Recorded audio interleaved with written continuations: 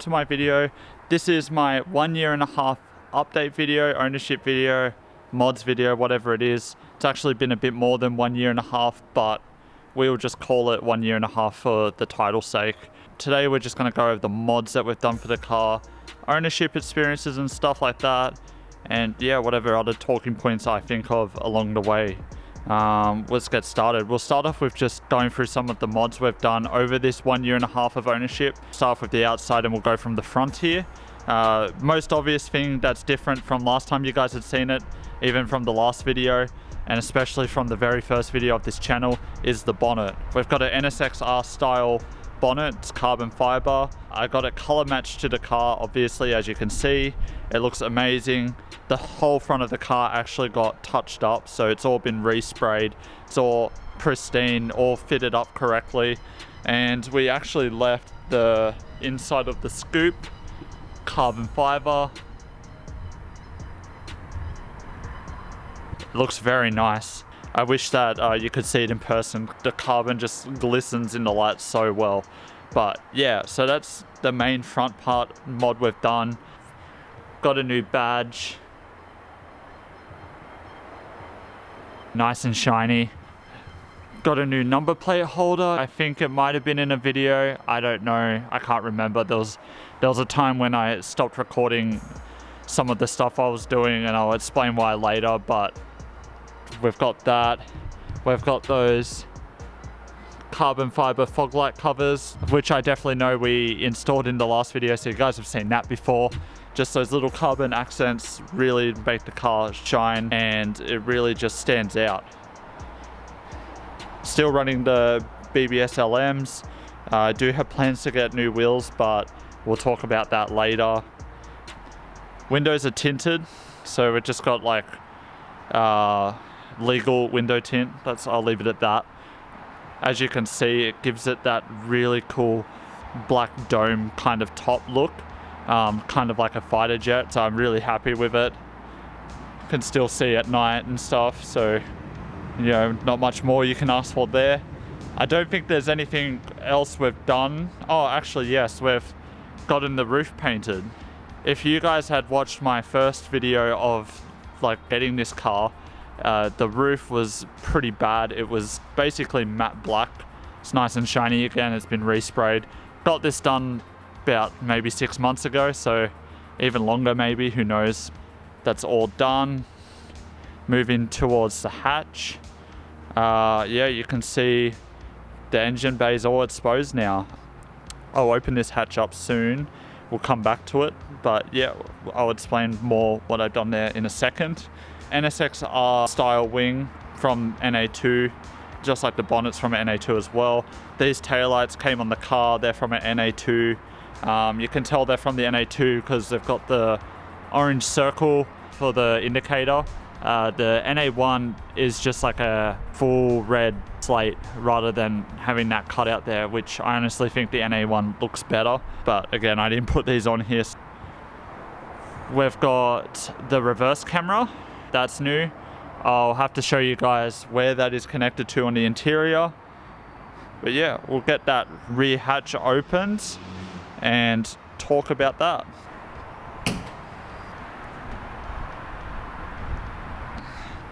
Alright, so here is the engine bay, and if you've only watched my first video, it looks quite a bit different. So this engine bay, we have obviously taken off the cover.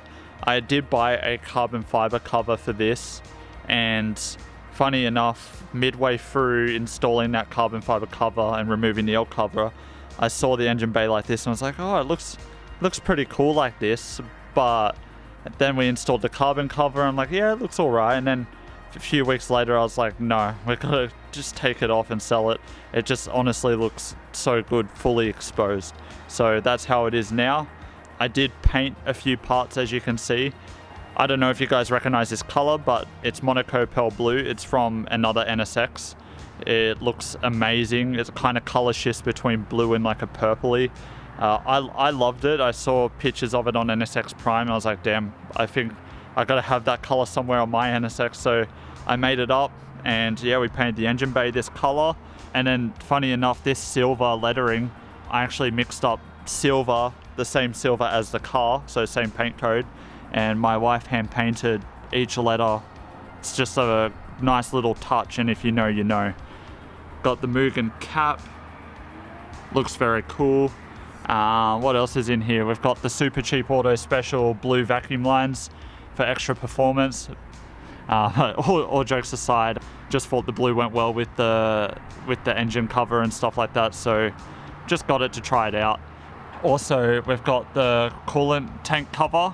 That's from a NSX R as well. That is a must if you have an exposed engine bay on your NSX, just because the coolant tank cover is plastic, and you know what the sun does to plastic, right? It will just eventually crack it. You end up with coolant everywhere. It won't be a good day. So just get that cover and you'll be sorted. We have the RFY Intake, one of the first mods I did to this car, because this car just came with a pod filter and I really didn't like that. So RFY Intake looks good, sounds good, probably much more practical as well than just having a hot air intake in the engine bay.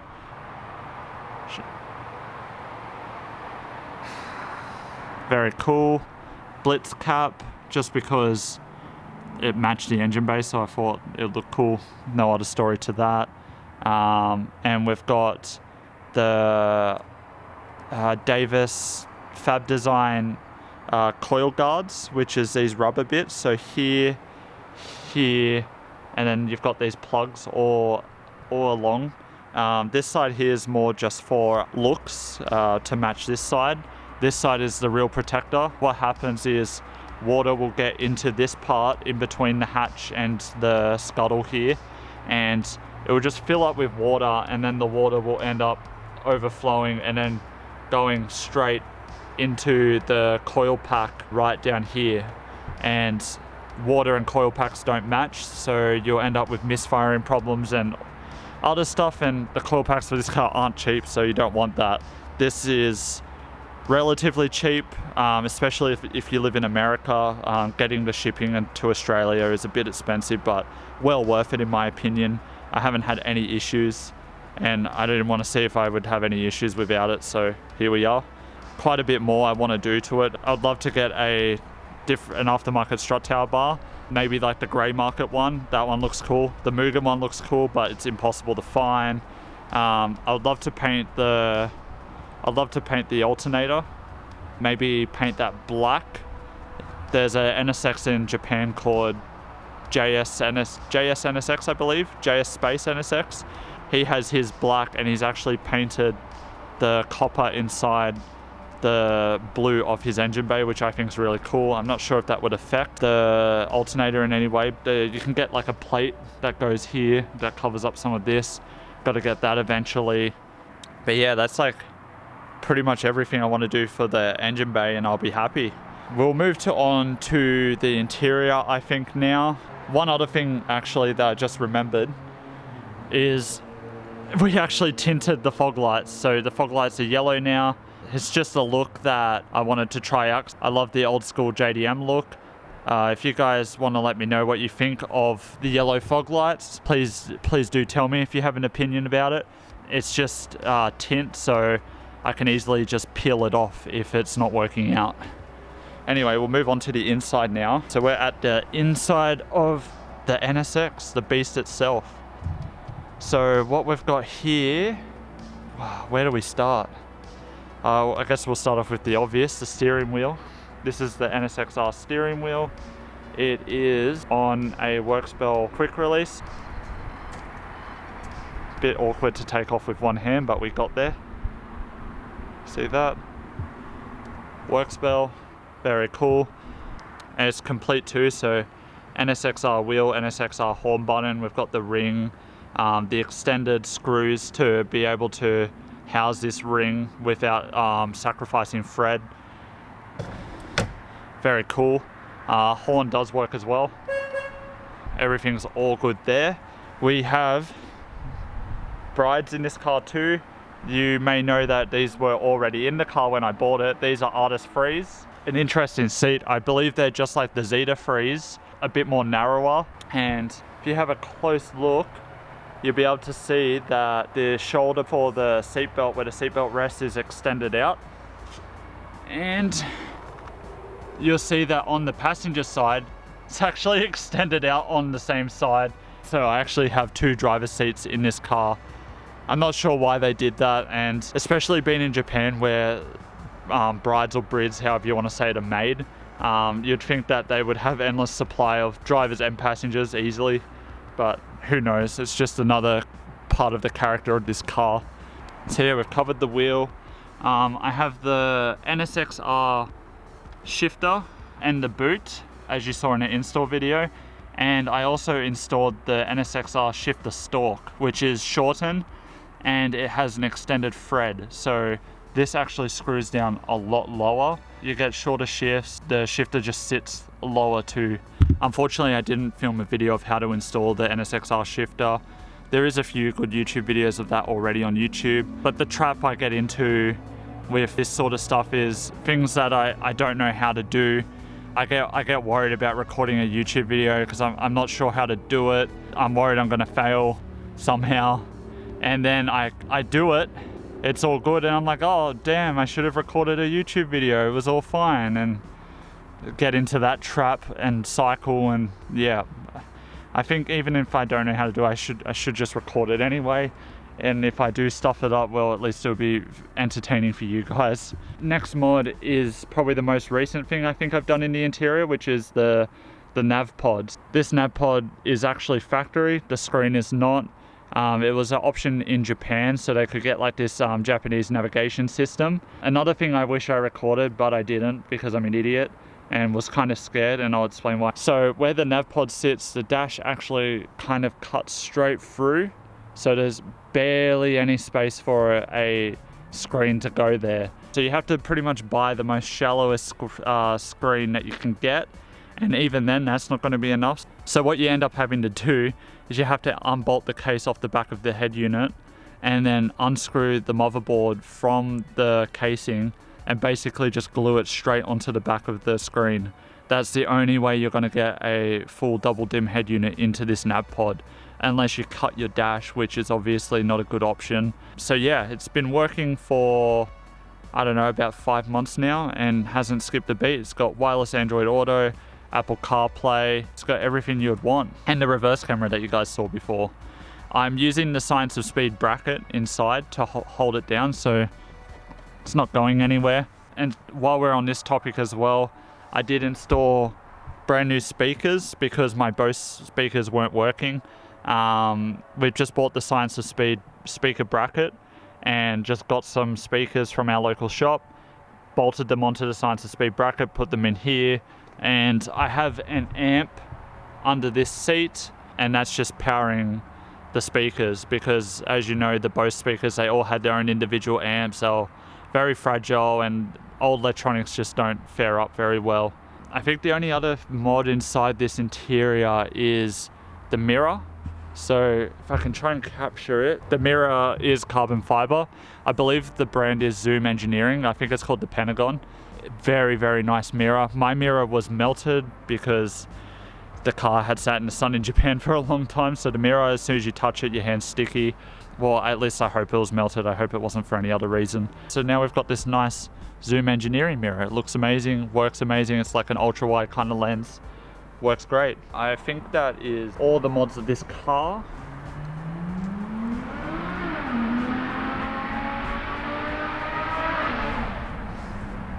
And I just also want to say, if you've made it this far into the video, thank you so much for watching.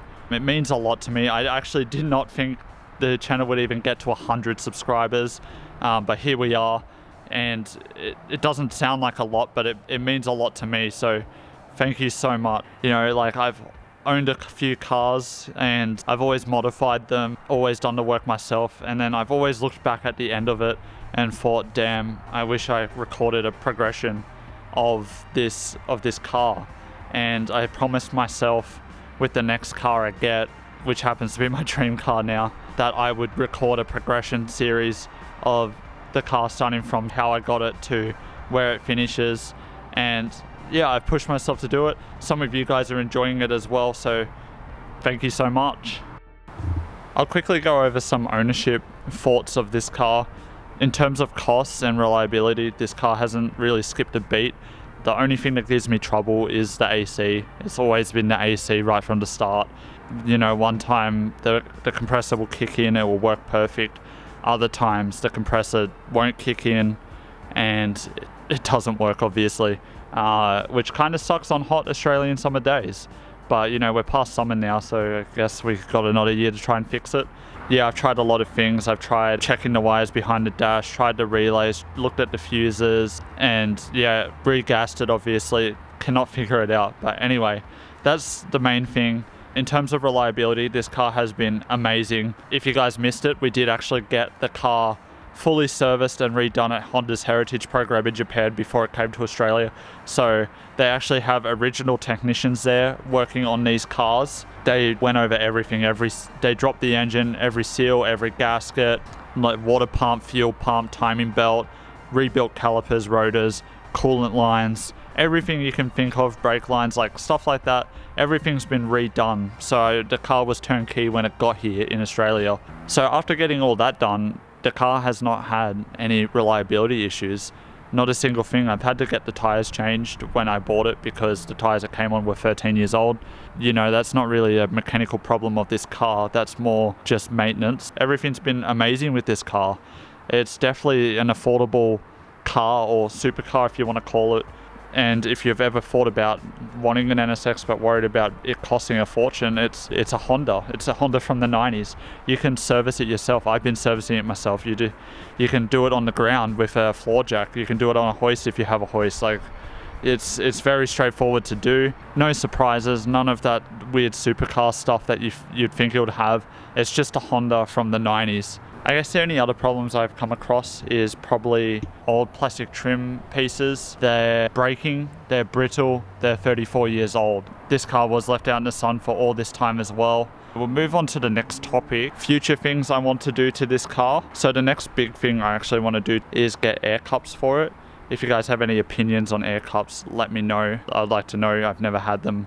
I don't really know anyone with them, so be good to know some things about them. The reason why we're looking at the front here is because I was also thinking about installing the air cups in the front here. But that leads me to my next thing. Actually get a duct for this that goes right behind the radiator, straight up through to the vent of the bonnet, and then dispersing the hot air coming from the radiator straight out, and it actually goes straight over the car and then straight over the wing, creating downforce. It's really cool engineering, but yeah, obviously I can't have the duct and the air cups together in here. Got to think about that. Do I want the duct more, or do I want to put the air cups in here?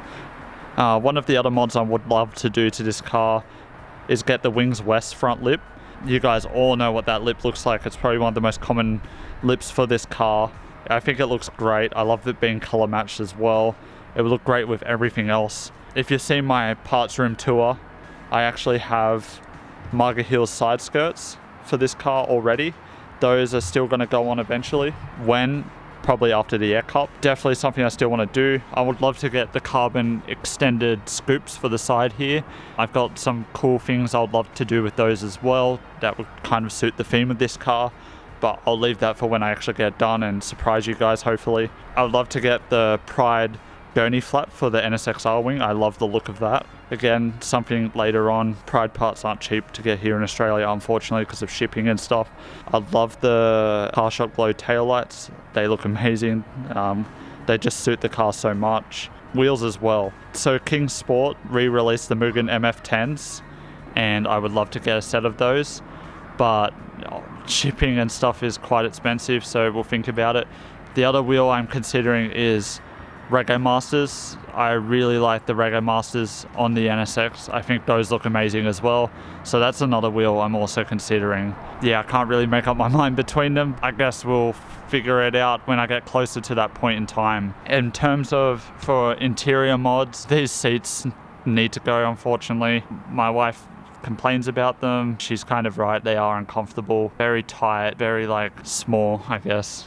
But yeah, we'd love to get maybe pole positions. I do like the pole positions. Meter makes some really cool seats. They make NSXR replica seats. I think those look absolutely amazing. I'd love to get a set of those. I would love the seats to be red. I think red seats would just make this interior pop.